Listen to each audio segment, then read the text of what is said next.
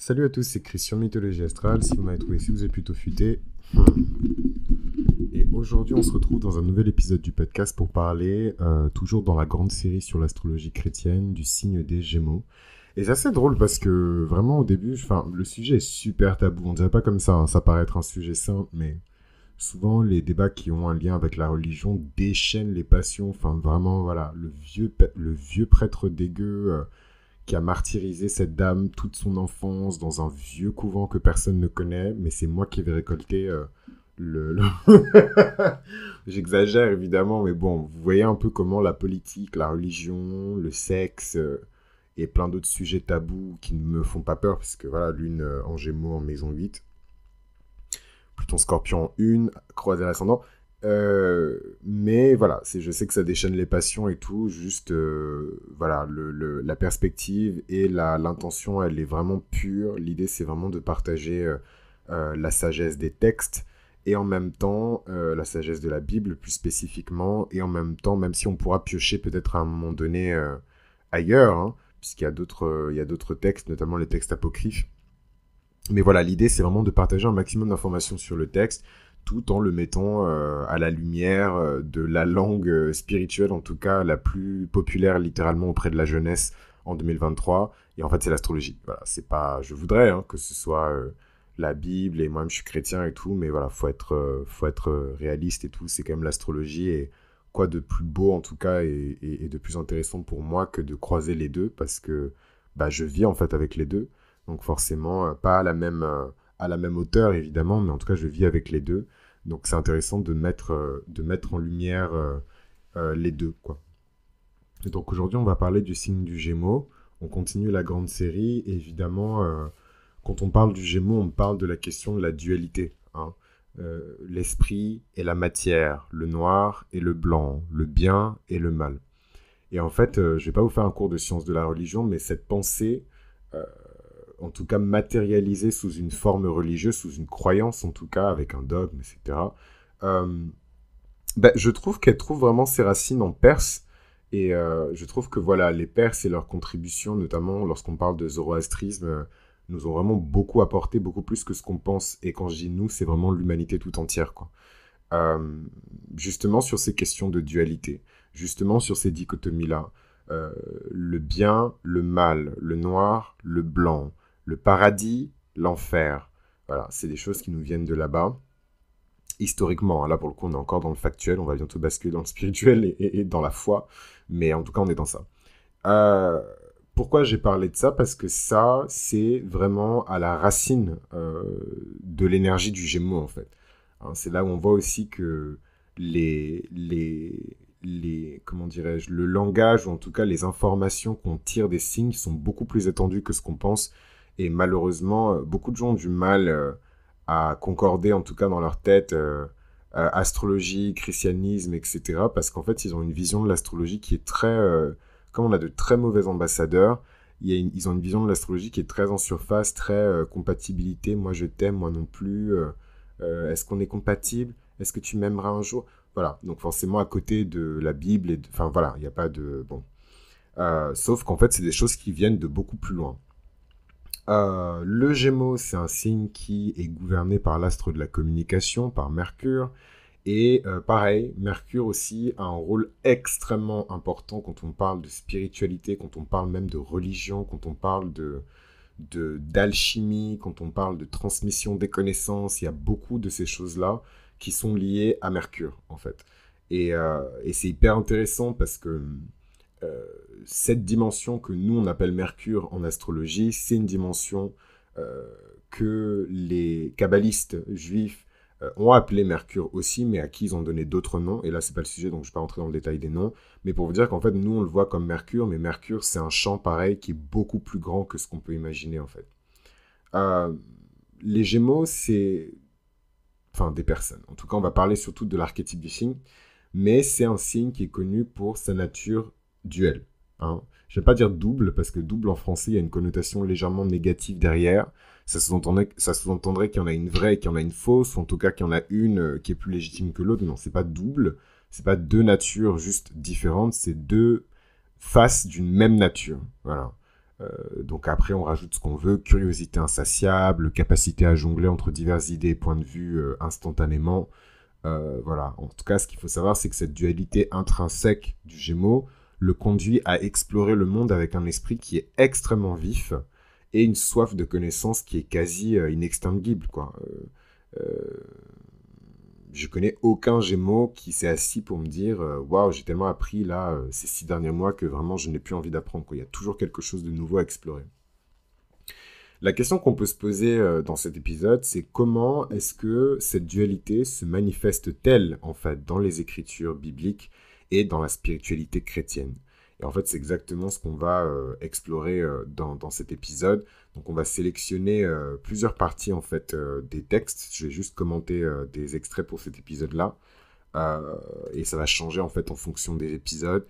Mais l'idée ici, c'est quand même d'explorer du mieux que nous puissions l'évangile selon Jean et le récit évidemment de l'apôtre Thomas, qui est souvent appelé d'ailleurs Thomas le douteur. Et donc cette question, en fait je dis question, mais en fait ce questionnement et ce rapport-là au questionnement, à la réflexion, forcément c'est des choses déjà, qui sont en commun avec l'archétype du Gémeaux et qu'on peut carrément explorer dans cet épisode en fait.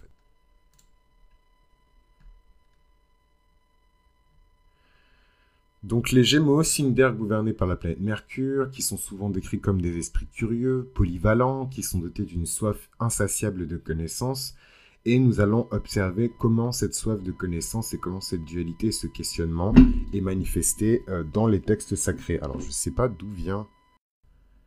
Bon, normalement le bruit il a disparu, je suis désolé pour l'espèce de parasitage juste avant, je ne sais pas d'où ça vient, j'espère que ça va disparaître au montage. Reprenons là où on en était. Donc commençons déjà l'exploration par l'histoire de l'apôtre Thomas lui-même, en fait, qui est surnommé parfois Thomas le douteur. En fait, dans l'évangile selon Jean, Thomas exprime un peu de l'incrédulité après avoir entendu parler de la résurrection de Jésus. D'ailleurs, il déclare qu'il ne croira que s'il peut voir et toucher les blessures de Jésus par lui-même. Donc je cite: « Si je ne mets pas mon doigt dans la marque des clous, si je ne mets pas ma main dans son côté, je ne croirai pas. » Jean, chapitre 20, verset 25. Donc cette réaction de Thomas illustre la nécessité de la preuve matérielle pour valider la foi. Et en fait, son doute est un exemple classique de la dualité des Gémeaux, où l'esprit cherche à rationaliser et à équilibrer la foi spirituelle avec une quête constante de preuves tangibles. Et ça, c'est dingue parce que moi, je m'identifie beaucoup à ce paradigme-là. Comme vous le savez, j'ai ma lune en Gémeaux. Et en fait, je pense à toute mon aventure spirituelle depuis que je suis petit jusqu'à maintenant. Et j'ai toujours conjugué, même si j'ai une nature qui est très cancérienne, très rêveuse, blablabla, j'ai toujours concilié voilà, mes expériences, en tout cas, via la foi, via l'esprit, par des preuves tangibles. Enfin, j'ai quand même fait des études en sciences de la religion. Là-bas, dès la rentrée, on vous dit qu'il n'y a aucune preuve historique de l'existence de Moïse. Donc déjà, Moïse qui est quand même considéré comme le plus puissant prophète qui ait pu exister dans la tradition juive, tout de suite, ça vous remet un peu à votre place, quoi. Donc c'est trouver, en tout cas, le juste milieu. En tout cas, moi, dans mon paradigme gémellaire, entre les preuves et la réalité empirique, et à côté, l'expérience de la foi, en fait. Et je sais que c'est un truc qui m'a jamais quitté. Enfin, toute ma life, j'ai toujours eu ces moments de doute, de questionnement. En tout cas, j'ai toujours ressenti le besoin de ne pas que me contenter de la lecture des textes. Ça, c'est clair et net. Même enfant, c'était impossible pour moi de juste me cantonner, en fait, à un livre. Donc, évidemment, j'ai bouffé plein de bouquins sur plein de cultures et de spiritualités et de religions différentes, mais j'avais ce besoin, voilà, de m'engouffrer, en fait, de connaissances et surtout d'avoir des preuves et des faits, en fait, concrets, historiques, voire même scientifiques, en fait, pour certains, pour mieux comprendre et pour avoir une sorte de, comment dirais-je, une sorte de une sorte de foi lucide, ce qui est complètement antinomique, en fait. La foi n'a rien de logique, en fait. En tout cas, c'est pas que la foi est illogique, je pense qu'il y a une part de logique dans la foi, parce qu'on est des êtres humains, et qu'on est des êtres de chair, et qu'on meurt à un moment, en fait. Mais la foi est censée transcender, en fait, la logique. Voilà, elle est censée se poser au-dessus, en fait, de la notion de logique, au-dessus même de la notion de temps et d'espace, d'ailleurs. Euh, donc, ce qui est intéressant, c'est que l'histoire de Thomas, en fait, elle s'arrête pas là, puisque plus tard, lorsque Jésus apparaît à Thomas et lui permet de toucher ses blessures, Thomas s'écrie Mon Seigneur et mon Dieu. Donc ça, c'est Jean 20, verset 28. Et en fait, ça, c'est un moment qui est emblématique dans la résolution de la dualité. Et en fait, on peut rajouter en fait de cette dualité un peu gémellaire. Parce que Thomas, en satisfaisant sa quête de preuves matérielles, parvient finalement à une révélation spirituelle qui est encore plus profonde, à mon avis, hein, je sais pas, on n'est pas dans sa tête, que ce qu'il pouvait imaginer avant d'avoir fait cette expérience-là. Et ça, je trouve ça extrêmement puissant. Et encore une fois, je m'identifie beaucoup, et je pense que ça vous choque pas dans tous les signes qu'on a fait dans cette série sur l'astrologie chrétienne, que je m'identifie à Thomas. Moi, par contre, je suis choqué. Mais je pense que vous, ça vous choque pas que je m'identifie à Thomas. En tout cas, dans ce passage particulier, c'est comment le réel vient toquer en fait à votre porte. Et en fait, il vient accompagné par l'irréel, par le spirituel, par l'intangible, par des choses qu'on peut même pas saisir en fait. Et je trouve ça, enfin en tout cas pour en avoir fait l'expérience, c'est juste, enfin moi je trouve que ensuite c'est une foi qui est, aucune foi n'est parfaite, hein, mais disons que c'est une foi qui est flexible, c'est une foi qui est solide, c'est une foi qui est débarrassée en fait de beaucoup de questionnements. Hein, parce qu'il y a beaucoup de gens qui ont la foi, mais il y a beaucoup de gens qui se posent des questions aussi en ayant la foi, et c'est pas interdit, hein. Mais la foi nous demande quand même de croire sans forcément voir, hein. C'est aussi ça la leçon cachée derrière l'expérience de Thomas, mais il y en a beaucoup d'autres, et encore une fois, comme je le disais au début de la série, je ne sélectionne que des passages spécifiques avec ma grille de lecture, hein. Le but, c'est pas de faire une exégèse de la Bible, je n'ai pas le niveau, je ne suis pas théologien, surtout c'est pas mon métier. Euh, donc vraiment, c'est un moment emblématique, et c'est pas juste dans ce chapitre particulier, c'est vraiment un moment qui résonne non seulement dans l'entièreté du texte, mais aussi dans le cœur en fait de ce qu'on appelle la culture chrétienne, ou en tout cas, voilà, il y a beaucoup de cultures qui se sont faites, on parle d'êtres humains, qui partagent quand même quelque chose de puissant et d'important, la foi, la religion, le rapport avec Dieu, donc forcément il y a une culture qui se crée autour, et vraiment c'est ce questionnement autour du croyant qui a besoin de preuves, qui a besoin de confirmation, qui a besoin en fait, que le divin vienne jusqu'à lui, quoi. Moi, je trouve ça vraiment formidable, je trouve ça impressionnant, je trouve ça beau, et ça montre aussi, ouais, la souplesse de Dieu, en fait, comment il peut se mouvoir et se transformer, et vraiment venir nous chercher à mi-chemin, quoi. Et ça, c'est vraiment, moi, en tout cas, mon expérience personnelle de Dieu, elle est vraiment là, quoi. Admettre, en fait, qu'on est faillible, admettre, en fait, qu'on ne sait pas, admettre qu'on a peur aussi de ne pas savoir dans un monde où on est censé tout savoir, et en fait, Dieu vient nous chercher à mi-chemin, quoi. Et en fait, son histoire, je trouve qu'elle montre que la recherche de l'union entre l'esprit et la matière peut conduire à une foi encore plus profonde et à une compréhension encore plus complète de l'existence elle-même et du sens en fait de l'existence. Donc c'est vraiment ce que j'ai essayé de vous dire à travers mon témoignage personnel, quoi. C'est vraiment ce truc où, oui, en fait, je crois en Dieu, le Père, le Fils, le Saint-Esprit, mais ça ne m'empêche pas de tenir un débat philosophique, théologique ou même idéologique avec une personne qui est athée, quoi. J'ai pas peur de... Et vous verrez, c'est pas toujours un automatisme, en fait. Il y a beaucoup de personnes qui ont une foi, mais c'est une foi un peu autruche, quoi. Hein, c'est une foi, mais il faut pas trop fouiller. C'est une foi, mais il faut pas trop poser de questions. C'est une foi, mais bon, faut pas trop aller trop profond, quoi. Parce que sinon, on se rend compte, quoi? Ben, on se rend compte que les fondations, elles sont fébriles. Je suis désolé, hein, c'est un peu ma revanche aussi. Vous imaginez bien qu'en tant qu'enfant, refuser la vérité toute bien faite qu'on vous donne à manger quand vous êtes enfant parce que vous pensez que vous pouvez trouver mieux ou que vous pensez que vous pouvez trouver des réponses par vous-même. 25 ans plus tard, arriver avec peut-être pas des réponses, mais en tout cas des pistes de réflexion sur les questions existentielles que je me posais, oui, je vais fanfaronner. Moi, je pense qu'il y a plein de gens qui ont une foi, mais... Enfin voilà, quoi, c'est une foi sous option et je juge personne, hein, mais bon.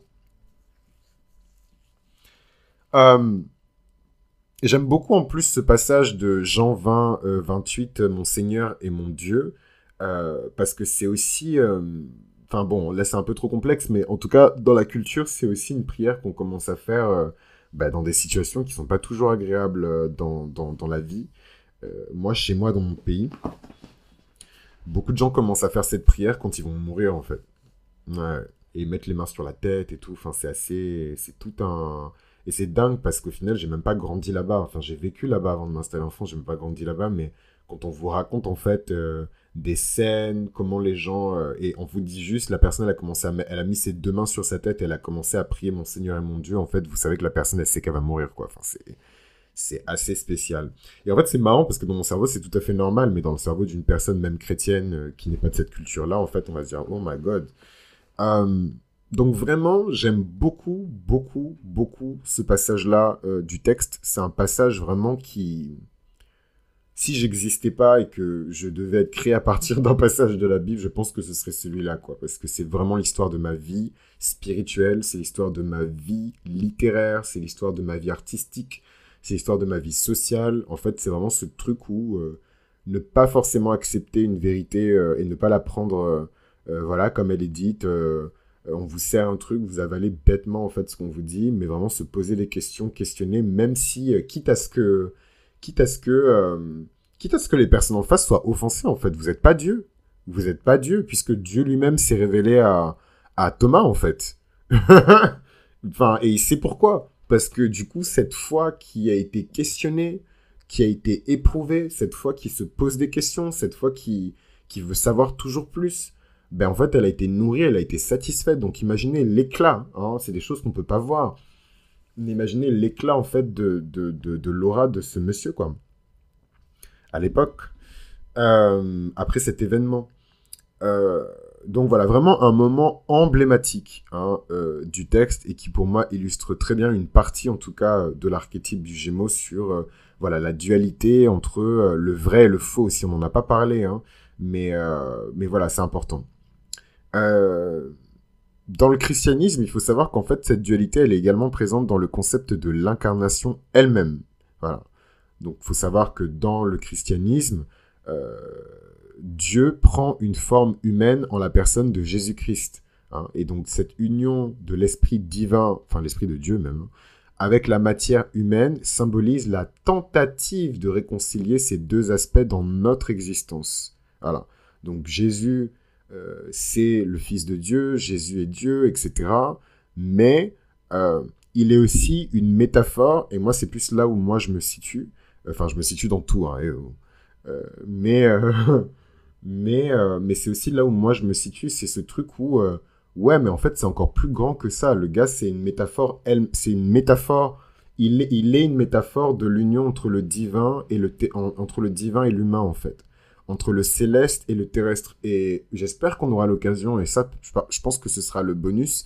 Et ça, là, par contre, le bonus, je vais le mettre sur Patreon, faut pas déconner, j'ai toujours mis les bonus sur Patreon. Voilà, c'est un paywall. Tant pis, brûlez-moi au bûcher. Peut-être que je brûlerai en enfer, mais là, c'est pas des informations sur le texte. C'est vraiment moi plus euh, des trucs personnels sur mon histoire de foi avec le christianisme, mais aussi le rapport assez tumultueux qui a existé entre le christianisme et ben, ma propre culture, en fait. Moi, je suis pas juif. Je suis pas né dans le Levant. Enfin voilà, mon peuple, ok, il a été christianisé, mais il faut voir dans quelles conditions il a été christianisé, dans quelles conditions le christianisme a été introduit en Afrique. Hein. La barbarie de certains missionnaires, il y a des couvents qui ont été brûlés. Pour les gens qui me suivent depuis le début du podcast, peut-être que j'en ai déjà parlé dans d'autres épisodes. Enfin, c'est pas facile non plus hein, de concilier les gens. Ils parlent de concilier l'astrologie et le christianisme. Déjà, il faut concilier le christianisme avec une culture qui est vaudou. Hein, bon, les Haïtiens, ils se sont bien débrouillés, mais sur le continent, c'est encore compliqué. Hein, bon. En tout cas, dans le christianisme, parenthèse refermée, cette dualité, elle est également présente dans le concept de l'incarnation, hein, où Dieu prend forme humaine en la personne de Jésus-Christ. Donc ici, cette union de l'esprit du divin avec la matière humaine symbolise la tentative de réconcilier ces deux aspects de notre existence, notre dimension divine et notre dimension humaine. Ce qui est vraiment pas mal avec l'archétype des Gémeaux, c'est vraiment qu'avec cette soif de connaissance et cette quête de preuves matérielles, en fait, c'est un archétype quelque part qui est là pour nous rappeler que la dualité entre l'esprit et la matière est une partie essentielle en fait de notre expérience humaine et on ne peut pas y échapper. Cette dualité, elle peut être à la fois source de doute et de tension, et en même temps, elle peut être source de bénédiction et de révélation et de questionnements qui vont nous amener vers des compréhensions encore plus profondes de la vie elle-même.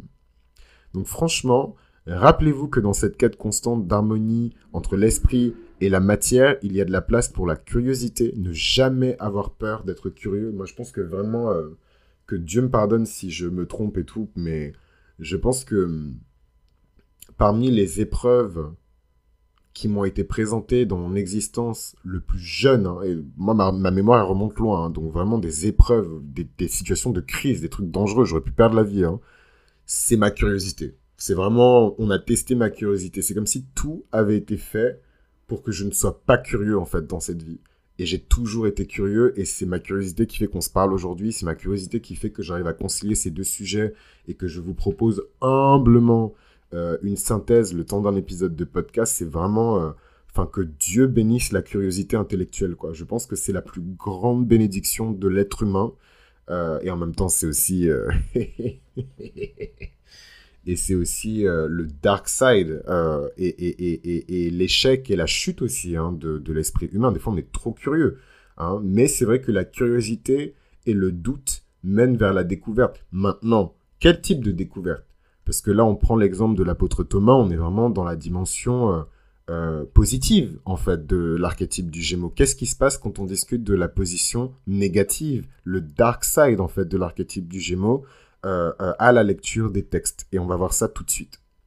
Bon, vous n'avez pas entendu, mais j'étais en train de rigoler parce que je pense que vous l'avez entendu au son de ma voix. C'était censé être la fin de l'épisode et j'ai oublié juste un pan hyper important de l'épisode. Donc, on reprend, on relance la machine, vous redémarrez avec moi.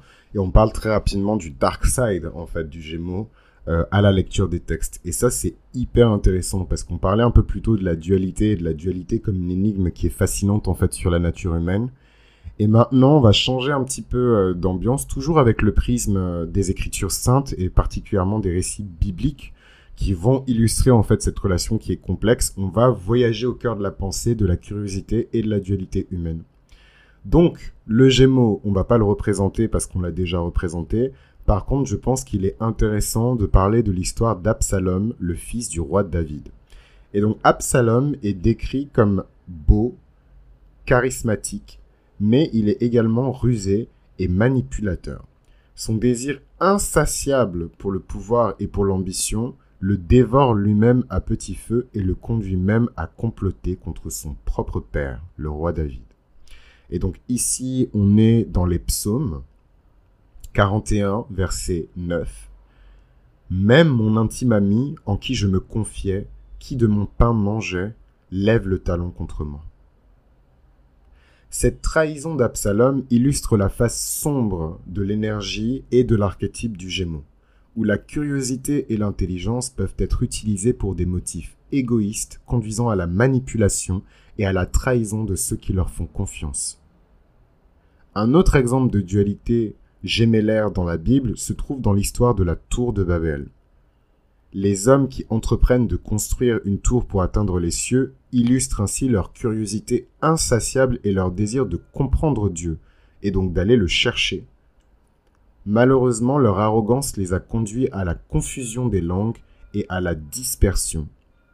Genèse 11, verset 9, c'est pourquoi on l'appela du nom de Babel, car c'est là que l'Éternel confondit le langage de toute la terre, et c'est de là qu'il les dispersa sur la face de toute la terre.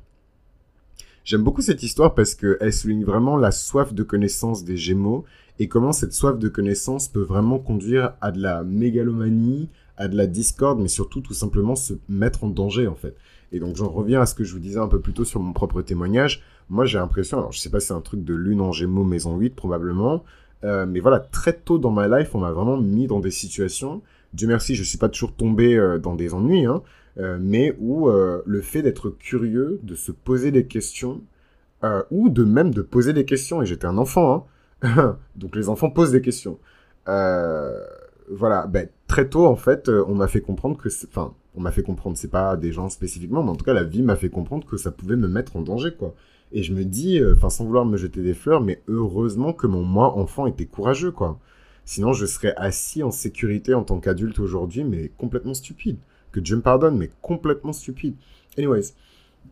Donc voilà, et le dernier exemple, je pense que vous l'aviez vu venir à des kilomètres, l'exemple de Judas Iscariote, l'apôtre qui a trahi Jésus-Christ et qui met en lumière la dualité gémellaire d'une manière déchirante, puisque littéralement, quand on étudie la vie de ce mec, il a vécu une tragédie, hein, dans vraiment une tragédie dans... Je pense que le mythe de Judas, c'est l'une des plus grandes tragédies de l'histoire de l'humanité, quoi. Surtout quand on sait que la traduction et l'interprétation profonde du terme péché, c'est vraiment le fait de louper le coche, en fait. De rater sa cible, en fait. Et lui, il a complètement raté sa cible. Il a complètement loupé le coche. Et au point où en fait, son âme a été condamnée à la damnation, quoi. Lui-même, il s'est suicidé. Donc voilà, dans la mythologie chrétienne et dans la tradition chrétienne, le suicide n'est pas excusé, en fait. C'est considéré comme un homicide volontaire.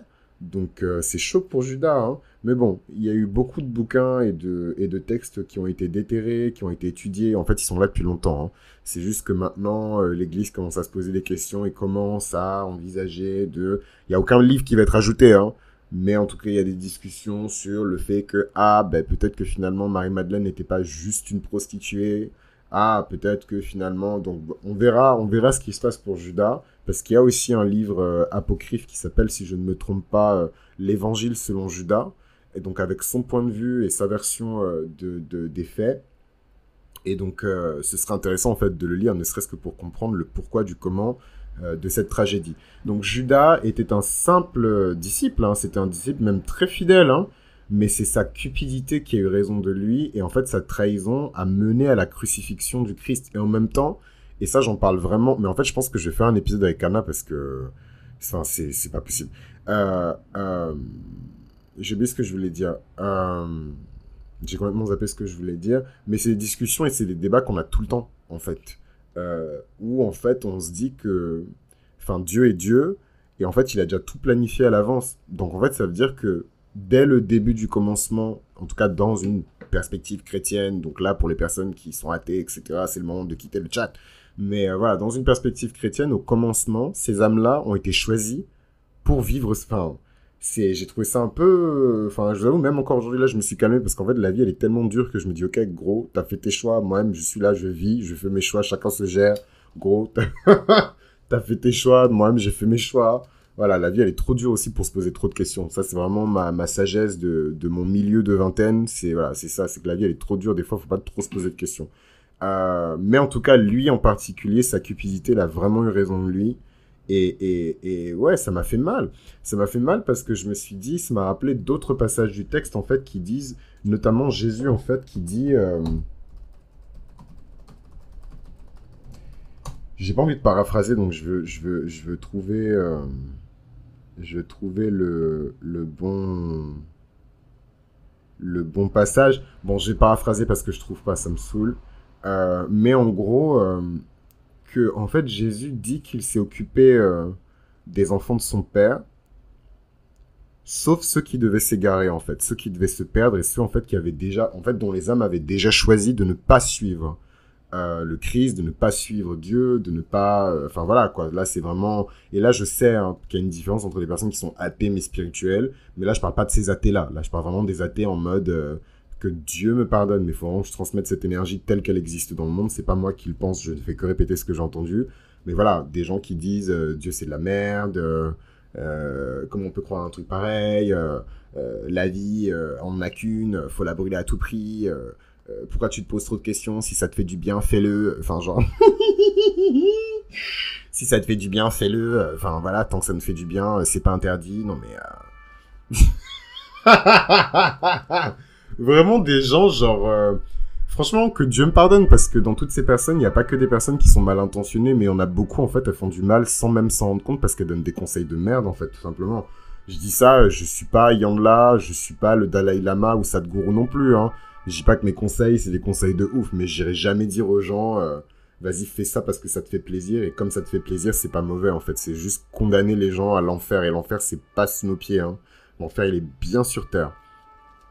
Donc, voilà, j'ai pas retrouvé le texte, mais vous pourrez le chercher. C'est un passage où, en fait, Jésus explique que, ouais, qu'en fait, il y avait certaines... Tout ce qui devait être fait a été fait. Et en fait, les seuls qui n'ont pas été récupérés, qui ne seront pas sauvés, c'est ceux qui ont fait le choix de ne pas être sauvés, en fait. Et qui, dès le départ, donc c'est une histoire aussi, hein, la Bible, mais dès le commencement de l'écriture, on savait déjà, en fait, qu'ils allaient prendre la décision de ne pas suivre Dieu. Et pas forcément de se ranger du côté du diable. Hein. Je dis pas que toutes ces personnes-là sont diaboliques, mais En fait, c'est le même mindset que Ève avait dans le jardin où elle s'est dit qu'elle avait potentiellement un meilleur plan pour elle-même que Dieu lui-même. Et elle a croqué dans le fruit, en fait. C'est le même type d'énergie. C'est un peu l'énergie de l'antichrist, quoi. La vie est belle, tant que mes actions, elles sont bien placées et que je peux rouler dans ma Lamborghini et que ma femme, elle est grave belle. J'ai 250 ans, elle en a 20. La vie, elle est belle. Enfin, voilà, this type of people, quoi. Des Illuminati, un peu. Anyway, je reviens sur l'épisode parce qu'on s'égare un peu. Mais ouais, moi, c'est... Enfin, je dis pas que l'histoire de Judas, elle m'a déchiré le cœur parce que c'est... Voilà, tout de suite, on va avoir qu'on appelle ça?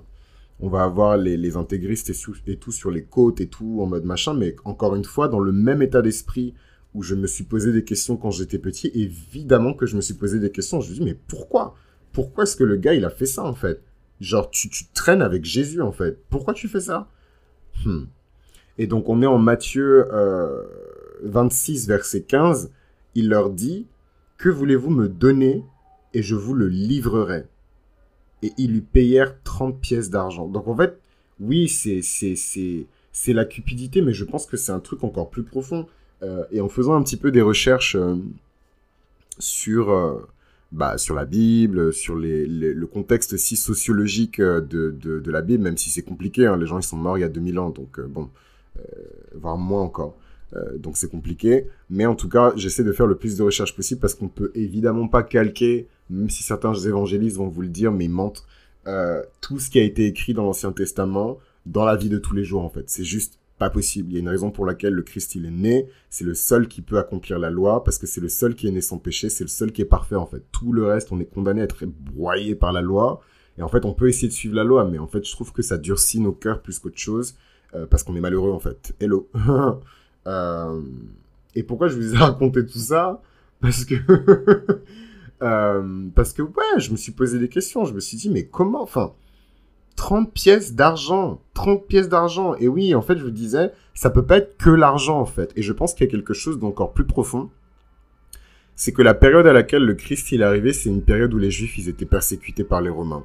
Et je pense qu'à l'époque, beaucoup de Juifs ont vu... Putain, je suis désolé pour le bruit. Il fait hyper chaud. Je suis sûr que c'est des gens qui sont en train... Prions pour eux, parce que je suis sûr que c'est des gens... C'est la canicule. C'est pour ça que Paris, c'est pas une ville dans laquelle on peut travailler... en faisant des métiers comme ça, genre création de contenu, radio, production, machin, même l'écriture, c'est impossible. Il y a toujours le dawa. Et je suis censé être dans un environnement et dans un arrondissement qui est calme. Donc j'ose même pas imaginer tous les bails de Stalingrad, Garches-Sarcelles, Garches-Gonesse, Garches-les... Voilà. J'ose même pas imaginer. Mais anyways, c'est super raciste de classe que je viens de dire, mais c'est un fait, hein. C'est un fait. Ouais, donc je suis sûr que c'est pas juste en fait sur l'argent.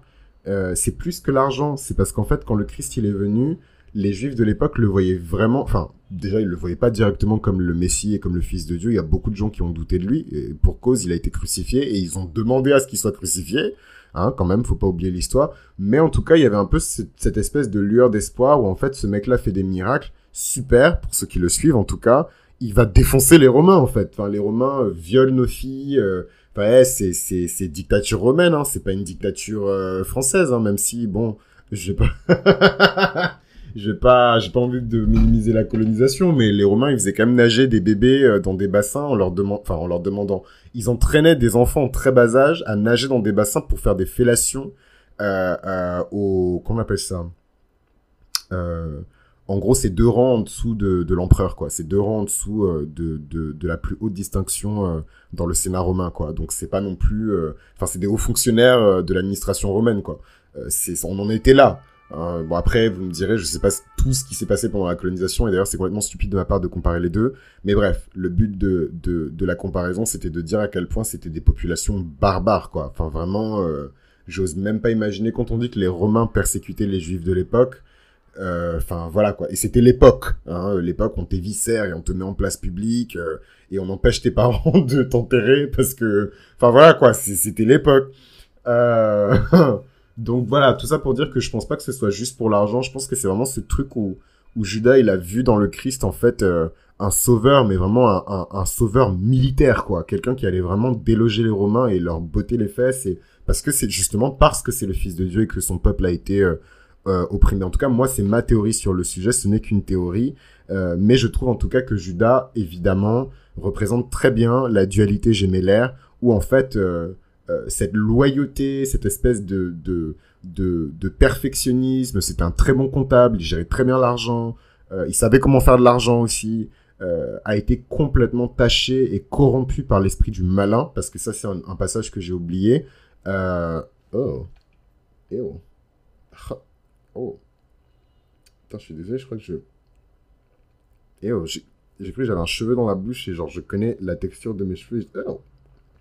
Jesus. Non, c'était pas un cheveu. Jesus. Oh. Au bled, quand tu commences à trouver des cheveux dans ta boisson ou dans ta nourriture, c'est que tu vas mourir. Franchement, je suis désolé, à chaque fois que je vous parle de la culture de chemin, j'ai l'impression que c'est Harry Potter, quoi. Mais en vrai, il y a plein de trucs positifs aussi, hein. C'est pas que des histoires de sorciers.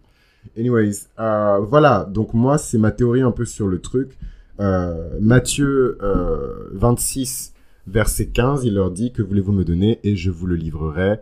Et ils lui payèrent 30 pièces d'argent. Même pas des pièces d'or en plus. Jesus.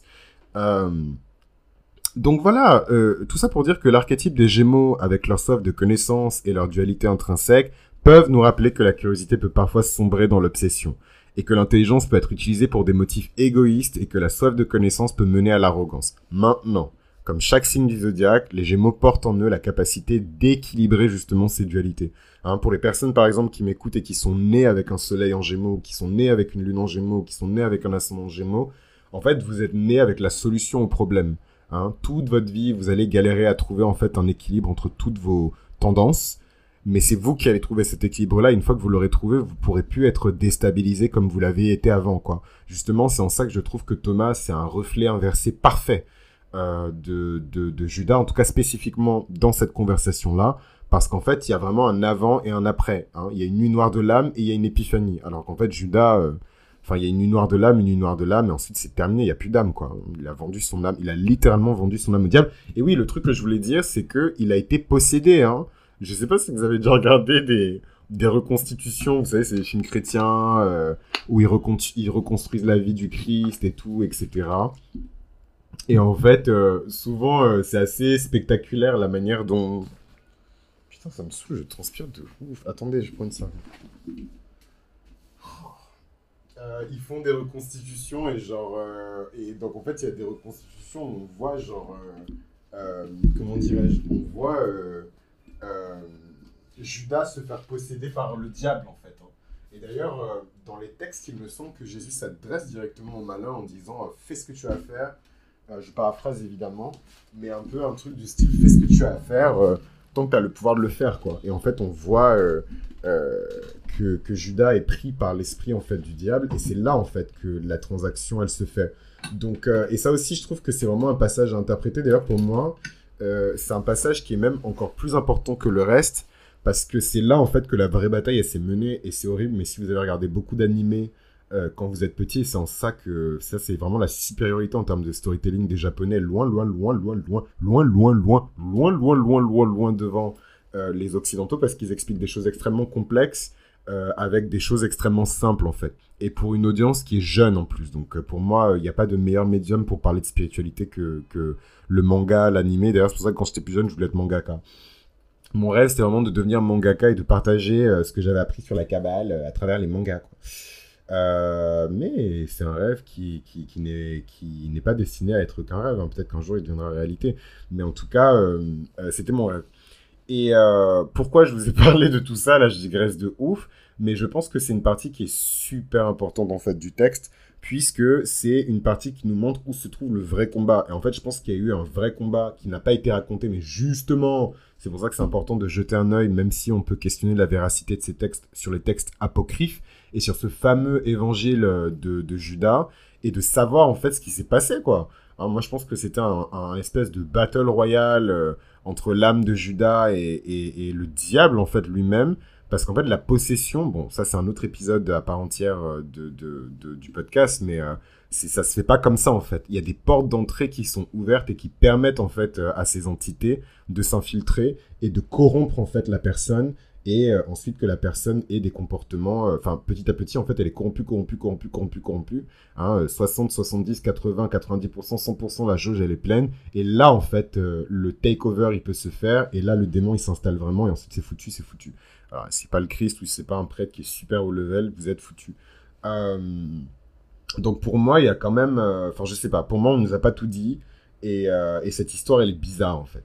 Mais en même temps, voilà, comme je vous le disais au début, il y a vraiment ce truc où c'était déjà écrit en fait. Et surtout, si Judas ne l'avait pas fait, euh, peut-être que l'histoire ne se serait pas déroulée comme elle devait en fait se dérouler. C'est ça que je trouve triste parce que, enfin, je sais pas, c'est trop complexe. J'arrive pas à trouver mes mots en fait. Enfin, si j'arrive à trouver mes mots, mais c'est trop personnel pour que je le dise comme ça dans un podcast. C'est plus une conversation à avoir en privé. Mais ouais, c'est un truc qui m'a toujours. Non pas que j'ai enfin, je questionne le jugement de Dieu ni quoi que ce soit, mais j'ai toujours eu de la compassion pour l'âme de Judas, en fait. C'est dingue, hein. Pourtant, c'est un traître, oulala, il a vendu le Christ et tout, machin, mais en fait, justement, le Christ, il nous apprend à avoir de la compassion, même pour nos ennemis, quoi. Et je me dis, mais gros, t'étais tellement près du but. Enfin, c'est Judas et Nicodème, hein. Je sais pas si on aura l'occasion de parler de Nicodème, je pense, sur l'épisode du Sagittaire, parce que c'est vraiment... il correspond vraiment à l'énergie du Sagittaire, mais je me dis, damn, Judas, t'étais tellement près du but, hein, et t'as loupé le coche. Donc merci en tout cas de m'avoir écouté jusqu'ici. Comme je vous le disais, les consultations sont ouvertes. J'ai 10 places pour novembre, donc à réserver via mail. Vous connaissez le mail, vous connaissez tout. Et les lectures compréhensibles de thème astral, donc les fameux thèmes Astro Héraclès sont évidemment de retour aussi. Mais voilà, pour tout ce qui est consultation directe, donc on se parle en face-to-face, en live, etc. J'ai que 10 places en novembre, donc ça va partir super vite. J'ai posté il y a 2 heures, il y en a déjà 2 qui sont partis, donc il en reste 8. Traînez pas trop. Voilà, mais en même temps, je suis en train de me dire quand l'épisode va sortir, il n'y aura plus de place.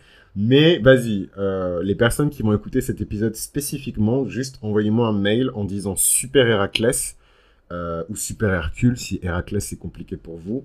Et je vous mettrai sur liste d'attente et je verrai si en novembre, parce que je voyage en fait en novembre, je pourrais faire les consultations en direct parce que je voyage vraiment loin du coup en termes de... Voilà, il faut vraiment que tout soit fait avant que je parte.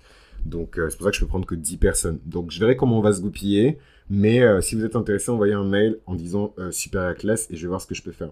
En attendant, je vous embrasse. Je vous remercie pour votre écoute et pour votre soutien. Surtout particulièrement sur cette série-là. Et je vous dis à très bientôt.